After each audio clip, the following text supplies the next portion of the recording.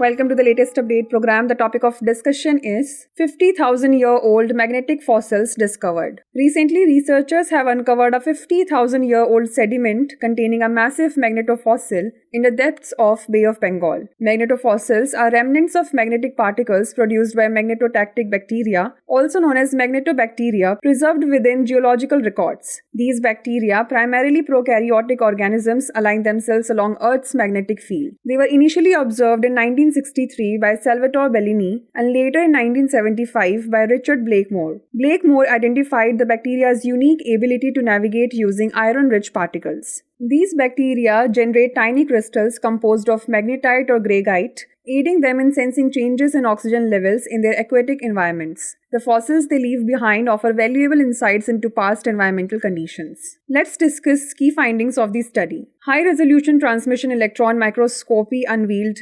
magnetofossils in various shapes, including needles, spindles, bullets, and spearheads. The sediment's depth, ranging from 1,000 to 1,500 meters, exhibited notably low oxygen concentrations. Analysis indicated fluctuations in monsoon activity between 29,000 and 11,700 years ago, during the last glacial maximum Holocene period. Rivers like Godavari, Mahanadi, Ganga, Brahmaputra, Kaveri, and Penner, emptying into the Bay of Bengal, were identified as crucial contributors to magnetofossil formation. These rivers carried nutrient-rich sediment, supplying reactive iron that, combined with organic carbon in the suboxic conditions of the Bay of Bengal, created an environment conducive to magnetotactic bacteria growth. Now is the time to test your knowledge. The question is, what minerals do magnetotactic bacteria use to create crystals? Gold and silver, magnetite and greigite, quartz and feldspar, or calcite and gypsum? Send the answer to this question in the comment section. Thanks for watching.